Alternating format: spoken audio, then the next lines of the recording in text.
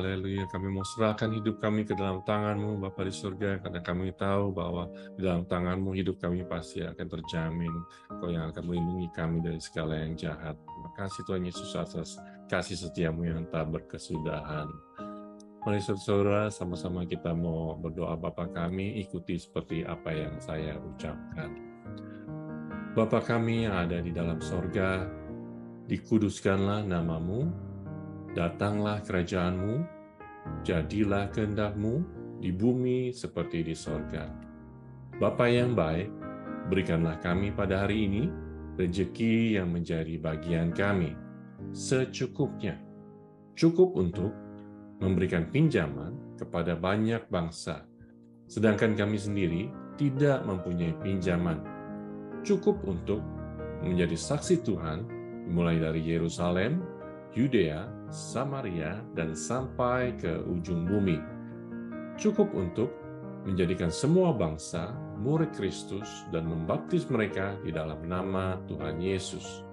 Terima kasih Bapa atas rezeki yang secukupnya, dan ampunilah dosa-dosa kami, ampunilah kesalahan kami, seperti kami pun mengampuni orang-orang yang bersalah kepada kami. Dan janganlah masukkan kami ke dalam pencobaan, tetapi lepaskanlah kami dari segala yang jahat. Sebab Engkaulah yang mempunyai kerajaan, kuasa, kemuliaan, sampai selama-lamanya. Di dalam nama Tuhan Yesus, kami sudah berdoa. Mari sekarang kita mau sama-sama baca Mazmur 91, karena hidup dan mati dikuasai lidah, siapa suka mengemakannya akan memakan buahnya. Mari sama-sama kita mau katakan dengan penuh iman dan dalam hitungan yang ketiga. 1, 2, 3. Orang yang duduk dalam lindungan yang maha tinggi dan bermalam dalam naungan yang maha kuasa akan berkata kepada Tuhan, tempat perlindunganku dan kubu pertahananku, Allahku yang kupercayai. Sungguh, Tuhanlah yang akan melepaskan aku dari jerat penangkap burung dan dari penyakit sampar yang busuk. Dengan kepaknya, Tuhan akan menundungi aku. Di bawah sayapnya, aku akan berlindung. Kesetiaan Tuhan ialah perisai dan pagar tembok. Amin, amin, amin. Terjadi di dalam nama Tuhan Yesus. Aku tak usah takut terhadap kedahsyatan malam, terhadap panah yang terbang di waktu siang, terhadap penyakit sampar yang berjalan di dalam gelap, terhadap penyakit menular yang mengamuk di waktu petang. Walau 1.000 orang rebah di sisiku dan 10.000 di sebelah kananku, tetapi itu tidak akan menimpa aku. Aku hanya menontonnya dengan mataku sendiri dan melihat pembalasan terhadap orang-orang fasik. Sebab Tuhan ialah tempat perlindunganku, yang maha tinggi telah kubuat tempat perteduhanku. Amin, amin, amin. Terjadi di dalam nama Tuhan Yesus. Malapetaka tidak akan menimpa aku, dan tulah tidak akan mendekat kepada kemahku, sebab malaikat-malaikat Tuhan akan diperintahkan oleh Tuhan kepadaku untuk menjaga aku di segala jalanku. Para malaikat Tuhan akan menatang aku di atas tangannya, supaya kakiku jangan terantuk kepada batu. Singa dan ular tedung akan aku langkahi, aku akan menginjak anak singa dan ular naga. Amin, amin, amin. Terjadi di dalam nama Tuhan Yesus. Sungguh, hatiku melekat kepada Tuhan, maka Tuhan akan meluputkan aku. Tuhan akan membentengi aku, sebab aku mengenal nama Tuhan. Bila aku berseru kepada Tuhan, Tuhan akan menjawab. Tuhan akan menyertai aku di dalam kesesakan. Tuhan akan meluputkan aku dan memuliakan aku. Dengan panjang umur akan Tuhan kenyangkan aku, dan akan Tuhan perlihatkan kepadaku keselamatan daripadanya. Amin, amin, amin. Terjadi di dalam nama Tuhan Yesus. Bapa kami yang bertata di dalam kerajaan surga, terima kasih atas hari yang Kau jadikan ini bagi kami. Terima kasih kami masih hidup sampai sekarang ini, itu hanya karena anugerah-Mu saja. Sebentar kami akan mendengarkan sebagian dari kebenaran firman-Mu, pakai evangelis Nika Anderson untuk membagikan berkat bagi kami semua. Terima kasih Tuhan Yesus, kami mau siapkan hati kami untuk menerima berkat dari Tuhan, firman Tuhan yang sangat luar biasa ini. Terima kasih. Yang di dalam nama Tuhan Yesus yang siap menerima firman Tuhan, katakan amin dan Angkat jempolnya. Amin, Amin. amin, Amin. amin. Shalom Bapak Ibu Saudara sekalian yang dikasihi Tuhan Shalom. Yesus. Bagaimana kabar semuanya? Saya yakin kabarnya Luar sangat amat biasa. luar biasa baiknya. Salam kebangkitan, salam revival. Hari ini kita akan kembali dilayani oleh Evangelis Nika Anderson. Waktu dan tempat saya berikan kepada hambanya. Terima kasih Marcel. Ya, shalom semua, shalom Bapak Ibu dan saudara-saudara yang terkasih di dalam Tuhan. Selamat pagi dan selamat sore yang ada di Indonesia. Firman Tuhan pada hari ini bertema penakluk atau takluk. Ada dua pertanyaan, mau jadi penakluk atau mau menjadi takluk. Hidup ini adalah pilihan. Apakah kita mau menjadi penakluk, yaitu yang selalu menang bersama dengan Tuhan. Kenapa menang? Karena kita melibatkan Tuhan dalam segala-galanya. Dan kalau menjadi takluk, kita tuh mudah terkalahkan, mudah menyerah, karena tidak melibatkan Tuhan. Pilihan ada di tangan kita, sebab hidup ini adalah kesempatan. Kita mau menang terus bersama Tuhan. Kita akan mempelajari tokoh Alkitab yang bernama Simson. Udah kenal sama Simson? Ya, dia adalah tokoh Alkitab yang sangat kuat, memiliki kekuatan yang luar biasa, kekuatan jasmani, tetapi kelemahannya dia memiliki moral yang lemah. Kita akan lihat di dalam Hakim-Hakim 13 sampai 16. Kita akan bersama-sama ya, nanti selesai daripada Zoom ini juga bisa dibaca ulang kembali. Di dalam Hakim-Hakim 13 itu dikatakan di situ bahwa dia itu lahir dari perempuan yang sebenarnya mandul. Dari awal kita bisa melihat Tuhan itu sudah bekerja melewati mamanya, ibunya. Dari perempuan mandul, Tuhan pakai dengan luar biasa dapat melahirkan Simson. Dengan bertemunya malaikat Tuhan juga. Dan dijanjikan juga. Betapa luar biasa. Sampai dikatakan di ayat ke-7. Engkau akan mengandung dan melahirkan seorang anak laki-laki. Oleh sebab itu, janganlah minum anggur atau minuman yang memabukkan. Dan janganlah makan sesuatu yang haram. Sebab sejak dari kandungan ibunya sampai pada hari matinya, anak itu akan menjadi seorang nasir Allah. Luar biasa di sini. Dari kandungan sampai pada hari matinya, Simson ini dinyatakan Tuhan, dijanjikan Tuhan, jadi nasir Allah sepanjang umur hidupnya. Tetapi kita nanti melihat dia sering menyalahgunakan. Sebagai nasir Allah tuh harusnya apa? Harusnya hidup kudus, hidup benar, sungguh-sungguh, takut akan Tuhan, melakukan kehendak Tuhan, melayani Tuhan dengan setia, sungguh-sungguh benar-benar beribadah, menyenangkan hati Tuhan, berhati-hati dalam segala tindakannya. Dan tapi kita lihat, akhirnya dia diberkati Tuhan dengan luar biasa, menjadi besar. Tetapi pada waktu kita lihat di Hakim-Hakim 14, dia itu jatuh cinta kepada perempuan Filistin di Timnah. Itu adalah suatu hal yang tidak baik yang awalnya dilakukan. Tapi Tuhan membiarkan hal itu. Kenapa dibiarkan? Karena pada masa itu, bangsa Israel ini dikuasai oleh orang Filistin dan ditindas, kurang lebih seperti itu.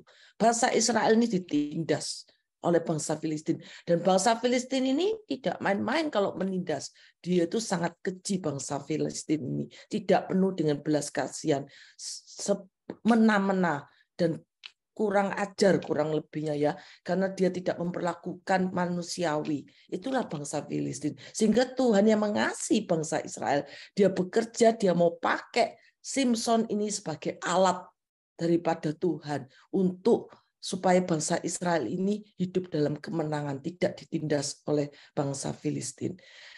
Moralnya daripada Simson ini lemah sekali. Dia sudah ditentang sebenarnya sama orang tuanya. Tetapi dia tetap bilang, aku suka sama itu. Aku mau nikah sama gadis di Timnah. Akhirnya diadakan pesta pora. Kita lihat dia melakukan pesta pora, ikut mabuk anggur. Apakah itu pantas sebagai nasir Allah? Tidak kan? Dia ikut berpesta pora, bahkan dengan bersenang-senang dia kumpulkan 30 orang. Main teka-teki. Dan ternyata kita lihat itu orang-orang bingung, tidak bisa menjawab teka-tekinya karena harus memberikan 30 jubah. Ada perjanjian, kalau kamu menang ya, kamu tak kasih 30 jubah. Tetapi kalau kalah, kamu yang kasih aku 30 jubah.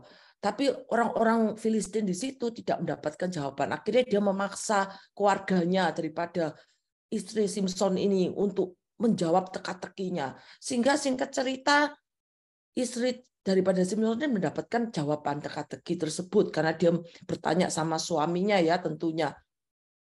Akhirnya kita lihat bahwa akhirnya orang Filistin ini dapat jawaban sehingga Simson menjadi marah. Dia menjadi tidak senang ya dengan caranya orang Filistin itu karena dia tahu di balik itu dia pasti memaksa istrinya sehingga dia melakukan hal yang tidak baik. Dia juga harus membunuh, memukul sampai berapa orang Filistin itu dibunuhnya untuk diambil jubahnya diberikan sebagai jawaban teka-teki yang benar. Tetapi orang Filistinnya marah kemudian dia membakar ayah dan istri Simson ini karena merasa si istri Simson ini yang menjadi huru hara. Ayahnya ini juga menjadi ayah mertuanya menjadi huru hara. Sehingga akhirnya kasihan sekali di sini kita melihat kisah istri Simson yang seorang istri nasir Allah harus mati dengan sia-sia bersama dengan mertuanya. Jadi kita harus berhati-hati dalam setiap tindakan apapun yang kita lakukan. Kalau apalagi sebagai dalam bentuk pelayanan, lakukan pelayanan Tuhan dengan sungguh-sungguh, lakukan pekerjaan Tuhan dengan sungguh-sungguh. Jangan menyanyiakan hidup ini, jangan sampai kita tuh takluk sehingga kita tuh kalah. Kita harus jadi penakluk, yaitu kita mengalahkan, kita menang dalam Tuhan. Akhirnya di dalam Hakim 15 itu dikatakan Simson itu melawan orang Filistin. Simson jengkel sekali ya karena marah karena mertuanya itu karena mertuanya dan istrinya sehingga dia melakukan hal sampai membakar gandum, pohon zaitun, kebun-kebun daripada orang Filistin itu sampai dibakar melewati 300 anjing hutan. Jadi sedemikian rupa yang dilakukan Simson dengan kekuatannya. Dia memukul, dia jengkel lagi, dia tidak terima istrinya dan mertuanya itu meninggal dengan demikian. Dia akhirnya memukul orang Filistin itu dengan rahang keledainya. Dengan segala kekuatannya dipukul itu 1000 orang Filistin, mati semua. Sampai Simson haus, dia minta sama Tuhan air, diberikan air. Sehingga begitu Tuhan itu mengasihi Simson. Meskipun Simson ini seperti kanak-kanak ya tidak dewasa, tidak hati-hati dalam tindakannya. Maka kita nih harus berhati-hati dalam setiap tindakan kita. Libatkan Tuhan, selalu libatkan Tuhan. Jangan seperti Simson yang sembrono, yang tidak fokus, istilahnya dalam bahasa Jawanya itu sekarepnya dewek. Dan dia tidak mau tahu, dia tidak mau tahu bahwa posisinya dia ini sebagai nasir Allah. Tetapi dia melakukan pesta pora, mabuk-mabukan, menikah dengan perempuan Filistin. Dia tidak tahu posisinya. Puji Tuhan, saya percaya semua di sini adalah orang-orang yang takut akan Tuhan, memiliki iman yang sungguh-sungguh dalam Tuhan. Maka kita harus hidup tetap bertindak dengan hati-hati. Karena kadang kita dihadapkan masalah, kita bisa jatuh dengan masalah itu. Kalau kita tidak melibatkan Tuhan ya. Akhirnya kehadiran Simson ini mendatangkan keresahan buat bangsa Filistin. Sampai cari tahu gimana ya caranya mengalahkan si ini istilahnya orang kuat sedemikian rupa ini. Karena Simson ini sangat kuat sekali. Gimana ya caranya? Tidak ada jawaban. Bagaimana nggak kuat? Singa aja dicabik. Nanti kita lihat juga tali pengikat bisa putus. Musuh dihajar. Pintu gerbang diangkut di atas bahunya. Jadi dia main-main. Waktu itu di Gaza, dia juga kumpul sama perempuan sundal. Padahal dia nasir Allah. Dia kumpul dengan perempuan sundal. Dia main-main, nunjukkan kekuatannya. Buat apa dia ngambil pintu gerbang diangkut sampai pergi ke gunung. Bayangkan ke gunung. Sangat kuat sekali, kita nanjak aja naik sepeda sudah istilahnya menggos-menggos. Itu Simpson dengan santai sekali membawa pintu, palang pagar dan sebagainya dibawa di baunya pergi ke gunung. Dia seperti main-main. Dia tidak dewasa sama sekali ya. Jadi kita ini Tuhan mau kita tuh dewasa. Dewasa secara rohani kita. Jadi jangan kita bermain-main dengan hal-hal yang tidak harus kita lakukan, tetapi biar kita melakukan dan bertindak dengan hati-hati ya. Akhirnya di Hakim 16. Sekali lagi Simpson nih jatuh cinta sama Delila. Yang seharusnya Simpson ini nasir Allah, menjadi penakluk, dapat mengalahkan, dapat menang selalu sepanjang umur hidupnya. Sesuai janji dan rencana Tuhan. Tetapi akhirnya di dalam menjalani kehidupan dia ini mudah ditaklukkan. Bukan ditaklukkan sama orang yang sejenis atau yang sama kuat, ada rivalnya gitu ya. Mungkin dari bangsa Filistin ada orang kuat seperti Simpson. Bukan demikian, dia ditaklukkan oleh seorang perempuan. Dia ditaklukkan oleh Delila karena kelemahannya. Karena kelemahannya ini. Jadi kalau kita memiliki kelemahan, biarlah kita menyerahkan kelemahan kita itu kepada Tuhan. Setiap kita pasti memiliki kelemahan. Serahkan kelemahan itu kepada Tuhan. Maka Tuhan akan bertindak. Tuhan akan pakai kelemahan kita itu. Sehingga kita melewati kelemahan kita. Kita itu menang. Kita menjadi penakluk bersama Tuhan. Jangan sampai kalah jadi takluk dan tak berdaya. Akhirnya merugikan kita semua. Akhirnya Simpson ini jatuh cinta banget ya sama Delila. Karena memang Delila ini pinter, cantik, memikat. Tapi dia ini perempuan Filistin. Sekali lagi perempuan Filistin penyembah berhala. Simpson ini main-main dalam hidupnya. Tidak mencari istri yang benar, istri yang takut akan Tuhan. Tetapi malah mencari istri dari perempuan Filistin dan sebagainya. Akhirnya raja-raja orang kota, orang Filistin itu kan tahu bahwa kelemahan Simpson ini di perempuan. Tahu. Akhirnya dibujuklah itu perempuan dengan uang 1.100 perak. Kalau kamu bisa menangkap Simpson suamimu tuh, kamu tak kasih 1.100 uang perak. Itu uang yang sangat besar. Karena 30 keping perak zaman itu sama dengan 19,2 dolar Amerika saat ini.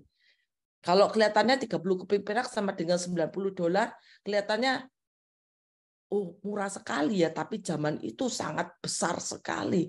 Jadi kalau 1.100 tuh menjadi dolar menjadi 702.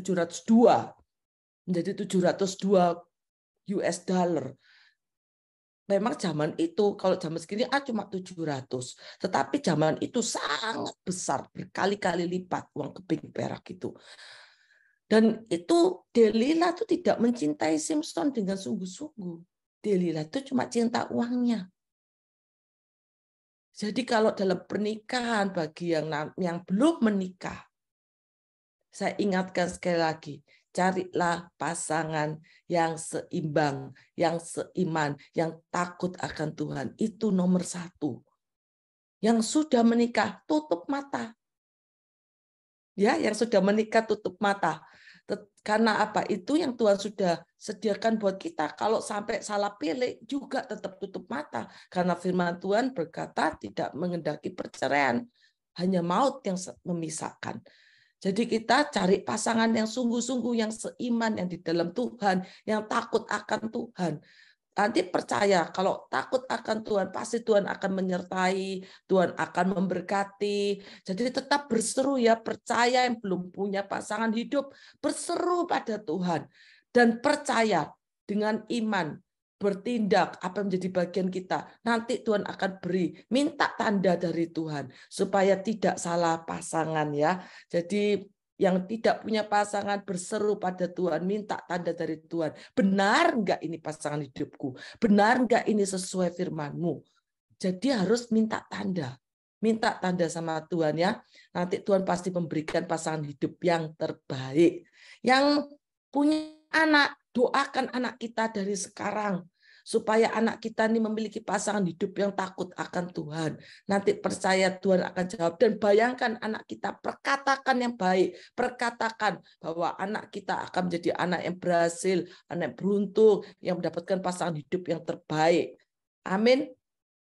Akhirnya kita kembali lagi, Delila. Perempuan itu berhari-hari merengek. Karena dia tuh kepingin uang 1.100 perak itu. Terus mendesak sampai 3 kali dibujuin, dibohongin sama Simpson. Dengan pakai tali ini aku nanti menjadi lemah seperti orang lain. Dia menganggap remeh, hidupnya seenaknya sendiri, dia menganggap remeh. Kekuatannya Tuhan berikan tuh dia anggap remeh sama dia. Dibohongi main-main sama Delila. Sampai terus didesak-desak terus sama Delila. Ayo katakan. Akhirnya karena berkumpul terus ya, sering tiap hari dengar Delila merengek-rengek terus. Akhirnya Simpson ini tidak tahan lagi. Sampai di ayat Hakim-Hakim 16 ayat 16. Ia tidak dapat lagi menahan hati sehingga ia mau mati rasanya kalau tidak cerita. Nah, inilah kelemahan Simpson. Dan orang Filistin sudah tahu kelemahan Simpson tersebut. Sehingga di Hakim-Hakim 16 ayat 17, kita baca bersama-sama ya. Maka diceritakannya lah kepadanya segala isi hatinya. Katanya, kepalaku tidak pernah kena pisau cukur. Sebab sejak dari kandungan ibuku, aku ini seorang nasir Allah. Jika kepalaku dicukur, maka kekuatanku akan lenyap daripadaku, dan aku menjadi lemah dan sama seperti orang-orang lain. Sehingga di dalam Hakim-Hakim 16 ayat 18, ketika Delila melihat hal itu sudah mencurahkan segala isi hatinya, dia memanggil orang Filistin, suruh panggil tukang cukur, dan akhirnya dipanggilnya tukang cukur itu. Sekali lagi ini pasti benar. Simpson ini sudah menceritakan segala halnya.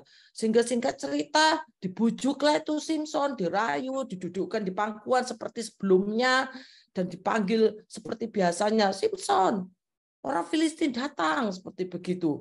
Terus dia merasa seperti biasanya juga, dia bermain-main. Dia seperti biasanya juga, dia berpikir bahwa dia akan bisa melepaskan tali apapun yang mengikat dia. Tetapi Tuhan sudah meninggalkannya.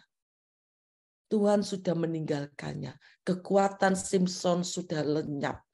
Jadi pada waktu dia ditangkap, kekuatannya itu sudah lenyap ya. Akhirnya orang Filistin menangkap dia di ayat 21. Mencungkil kedua matanya. Coba bayangkan. Nasir Allah hidup akhir hidupnya. Matanya dicungkil, dimasukkan penjara, dibelenggu dengan 2 rantai tembaga, dan pekerjaannya diberikan pekerjaan yang berat. Dia sudah bukan orang yang kuat kembali loh. Dia diberikan pekerjaan menggiling. Itu suatu pekerjaan yang berat karena dia harus menggiling terus gini di dalam penjara dengan tanpa mata. Bisa dibayangkan kehidupan Simpson begitu hancur dalam penjara. Dia sempat memimpin bangsa Israel sebagai hakim selama 20 tahun. Tetapi dia jatuh cinta dengan Delila, tidak belajar dari pengalaman-pengalaman sebelumnya. Seorang nasir Allah jatuh cinta sama perempuan Sundal, menikah dengan perempuan Filistin, yaitu bangsa-bangsa penyembah berhala, dinikahi, menganggap remeh, tidak taat akan firman Tuhan. Sehingga setiap orang yang tidak taat akan kebenaran firman Tuhan, percaya, pasti jatuh. Jatuh dalam dosa, itu susah untuk bangkit. Karena dosa itu kelihatannya nikmat, tetapi akibat dosa itu ujungnya maut. Jadi jangan bermain-main dengan api, pasti terbakar. Amin. Jadi akhirnya Simpson itu ditundukkan, takluk sama perempuan itu. Ditundukkanlah Simpson, dan dia berakhir di penjara dengan pekerjaannya sebagai penggiling. Jadi sang penakluk ini akhirnya berubah menjadi takluk. Medali kemenangan yang seharusnya di tangan Israel kini beralih pindah ke tangan orang Filistin akibat Simpson. Akibat kelemahan tersebut, akhirnya Kita melihat kisah akhirnya di Hakim-Hakim 16. Nanti kita lihat di ayat 23 sampai 31. Di mana Simson ini dipanggillah untuk lelucon melawak. Pada waktu ada pertemuan perayaan korban, orang Filistin itu penyembahan kepada Dagon, Allah mereka. Dipanggillah Simson dari penjara untuk melawak. Coba, kasihan sekali kan hidupnya harus melawak di depan segitu banyak orang untuk jadi bahan tertawaan. Disitulah baru Simson berseru pada Tuhan. Karena bisa dilihat betapa Simson ini sangat sedih sekali. Sehingga Simson berseru pada Tuhan, ingatlah akan aku. Dan Tuhan menjawab doa Simson ini ya. Sehingga dijawablah doa Simson, sehingga matilah orang-orang Filistin itu. Waktu matinya itu lebih banyak yang dibunuh daripada masa hidupnya. Sehingga akhirnya dia dikuburkan. Itulah kisah Simson. Biarlah firman Tuhan pada hari ini, kita harus selalu ingat, bertindaklah hati-hati dan menguasai diri. Untuk kita bertindak hati-hati dan bisa menguasai diri kita, sehingga kita menjadi penakluk menang bersama Tuhan. Yang pertama, jaga hati. Amsal 4 ayat 23 berkata, jagalah hatimu dengan segala kewaspadaan, karena dari situlah terpancar kehidupan. Jaga hati. Yang kedua, jaga mulut, supaya enggak mudah bocor mulutnya, supaya enggak sia-sia perkataannya. Jaga mulut, karena orang yang berpengetahuan itu menahan perkataannya, tapi orang yang berpengertian itu berkepala dingin. Jadi harus kalau mengambil keputusan, libatkan Tuhan. Jangan waktu kita emosi, main perasaan, akhirnya kita akan kalah dan takluk. Yang ketiga, menjaga pikiran kita. Kalau pikiran kita dijaga, ada damai sejahtera, ada penyertaan Tuhan. Jaga pikiran kita. Jadi jaga hati kita, jaga mulut kita, jaga pikiran kita. Sehingga kita ini boleh menang, menjadi penakluk bersama Tuhan, dapat menguasai diri dan bertindak hati-hati. Amin. Jadi biarlah kita senantiasa melibatkan Tuhan dalam segala hal ya. Dalam setiap pengambilan keputusan, kontrol diri, menguasai diri, libatkan Tuhan. Supaya tidak seperti Simson. Tetapi kita mau tetap hidup dalam perkenanan Tuhan. Kita mau menang, menjadi penakluk bersama Tuhan. Amin. Pertanyaan sekali lagi, siapa yang mau menjadi penakluk dan siapa yang menjadi takluk? Jawabannya ada di tangan kita semua. Amin. Kita tutup firman Tuhan dan kita terlebih dahulu berdoa. Terima kasih Tuhan untuk firman-Mu. Melewati tokoh Alkitab Simson ini Tuhan, Engkau memberikan kami pengertian Tuhan, untuk kami benar-benar Tuhan bertindak hati-hati Tuhan, menjaga hati kami Tuhan, menjaga mulut kami Tuhan, menjaga pikiran kami Tuhan, sehingga kami boleh bertindak hati-hati, kami dapat menguasai diri kami, sehingga kami tidak melakukan kesalahan yang sama seperti Simson, tetapi melewati setiap apapun pergumulan doa kami, permasalahan kami, apapun itu Tuhan, kami percaya kami tidak pernah sendiri. Engkau telah memberikan Roh Kudus sebagai Roh penolong, dan kami mau aktifkan Roh Kudus itu sebagai Roh penolong dalam hidup kami. Kami mau sungguh-sungguh hidup di dalam-Mu Tuhan. Biar terima kasih Tuhan. Biar kami pada hari ini Tuhan benar-benar mengucap syukur. Kami mau serahkan setiap hidup kami, masa depan kami dalam tangan-Mu. Yang percaya disertai, diberkati, dilindungi Tuhan. Bersama saya katakan amin.